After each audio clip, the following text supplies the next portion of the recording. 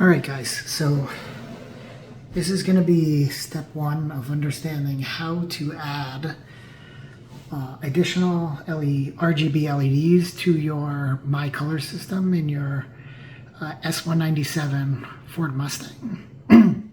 Now, I don't know if it's the same for the S550 or the S650. I'm not familiar with them, but we have to start at the beginning and understand how the RGB LEDs are set up in the MyColor system.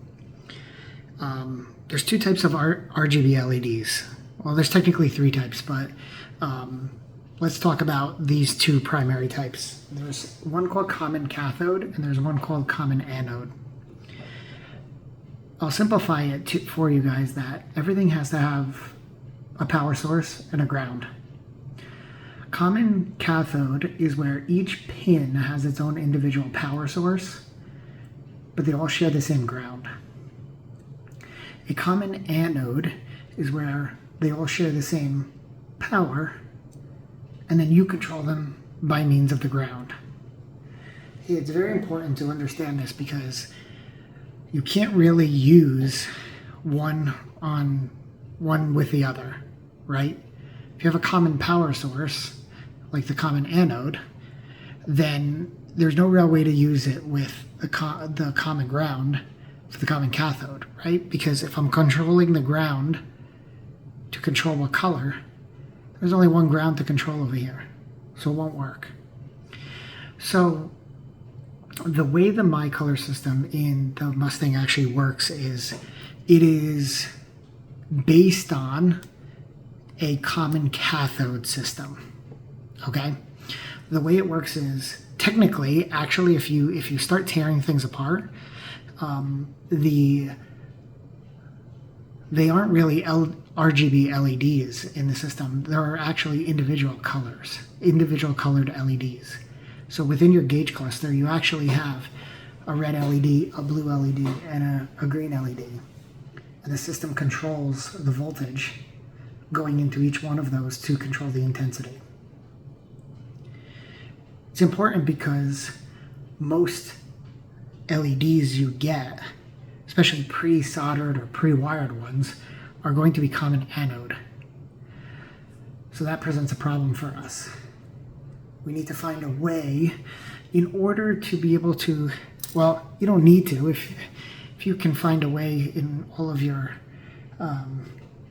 switches, all of your dials, all of your things to utilize common cathode RGB LEDs, that's great. The problem is you really don't have a whole lot of real estate within the switches to be adding an LED and the resistors, right? Even if you remove the current LED, okay, well, you're swapping that with the new LED, which is going to be a little bit bigger, but you only have one resistor in there today, whereas you need one for each color: red, blue, and green.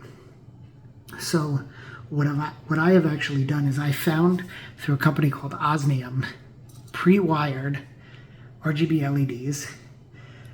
The LED is actually wired to a ribbon cable, and that ribbon cable is then has the resistors downstream. Okay, and I'm going to show you guys a quick snapshot of why I use them. Okay, here is your light switch. Here's your unlock and lock switch from the car, and notice the ribbon cable goes right in through the side. That's perfect for us. We don't have to modify the casing at all. The ribbon cable can slip right inside, and then over here downstream in this, here's your resistors. Those are your resistors. So your resistors are not actually inside the housing. That's helpful because, again, when we think of real estate, you don't have a lot of room inside here, in addition to the pads, in addition to the capacitors, to put additional resistors. So I chose to go with this Osmium product. The problem with the Osmium product is that it is a common anode, and we have a common cathode controller. So how do you turn on blue and only blue if you can't control the grounds? You can only control this. Okay, so what we need to do is figure out how can we adapt this osmium LED system for use with the controller, okay? The common cathode controller. Once we're able to do that, then we'll be able to move along. So we're gonna go over that in the next video, and I will see you in the next part.